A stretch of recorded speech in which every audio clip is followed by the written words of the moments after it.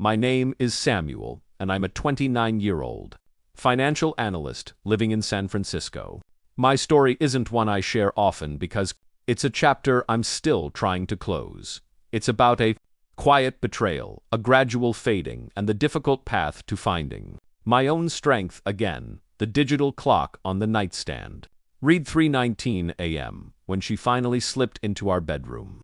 I lay perfectly still, facing away from her, my breathing measured and slow. The faint creak of the door gave her away, followed by the soft, muffled sound of her footsteps on the plush carpet. Then a gentle thud of her heels being carefully removed, as if she were a teenager trying to sneak in after curfew. A strange cologne I didn't recognize lingered in the air, a scent I had never worn myself. Her movements were guarded and silent, as though the darkness could conceal the heavy weight of her guilt. But I wasn't asleep. I hadn't been in a long time. Every suspicious shift in her schedule, every impromptu late meeting, every vague excuse had slowly built an unshakable wall of certainty. She settled into the bed beside me, the mattress dipping under her weight, and let out a sigh of contentment, as if the night had been wonderfully exhausting. In that moment, I knew for sure. I wasn't just certain she was lying. I realized she felt absolutely no shame. She mistook my silence for ignorance, believing she could continue her deception indefinitely. But she was unaware I had already uncovered every secret.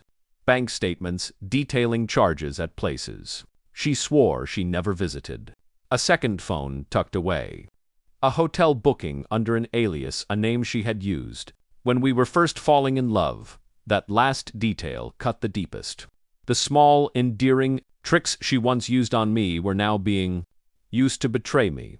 I didn't confront her that night. I didn't demand answers.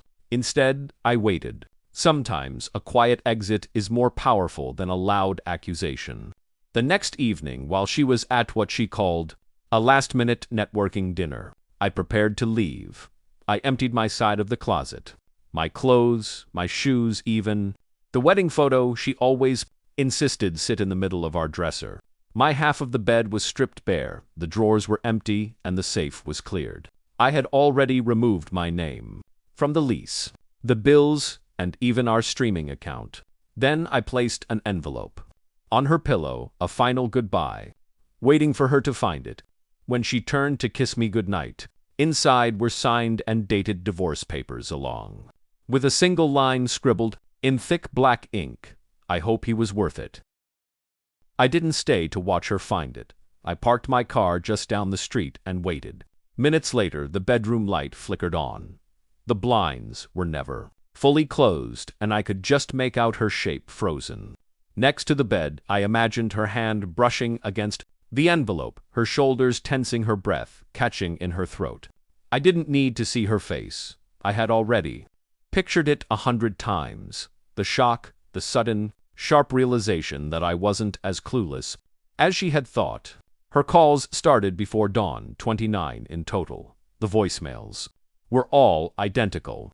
A panicked disbelief, a desperate plea wrapped in a voice that once felt like home. I didn't respond. I wouldn't give her the comfort of a confrontation. I had spent too long pouring my energy into someone who had drained it every night. Instead, I checked into a small guest house on the edge of town. The owner, a kind woman of 57, handed me the keys with a warm smile and asked no questions. The first morning there, I woke up without the constant weight of suspicion. I made a cup of coffee, sat by the window, and watched the sunrise over a world where I was no longer trapped by her lies. Freedom came with its own kind of pain. Leaving is never a clean break. That night, I cried. I screamed into a pillow. I mourned not just the marriage, but the person I had been for so long. Yet even in the middle of all that grief, I felt a deep certainty. I had chosen the truth, and that was worth the heartache. 2 weeks passed without a word from me. Our friends began to reach out, confused and unsure. My aunt's response was always the same: ask her. The news spread quickly.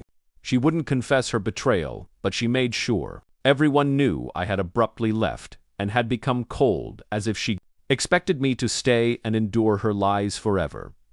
Then one morning, I opened the cabin door, and there she was. No makeup. Her hair pulled back, her eyes swollen from lack of sleep.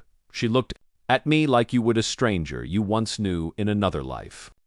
A look of uncertainty and ache, desperate for a familiar connection. Please, she whispered, can we talk?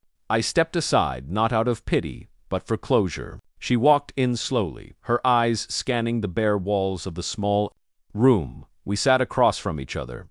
She started to explain how it wasn't supposed to happen, how she felt something missing inside herself, how the other man made her feel alive in ways she thought I couldn't. I listened without interruption. When her voice broke and her eyes filled with tears, I finally spoke. The only 7 words I had rehearsed. Since that night, you lost me the moment you lied. The room fell silent. She reached for my hand, just as she once reached for my forgiveness. But I didn't move. I left her fingers hovering in the empty space between us, a reflection of all her unkept promises.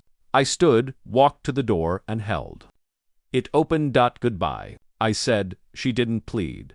She simply walked out into the cold morning, finally beginning to understand what it meant to have nothing left to hold on to.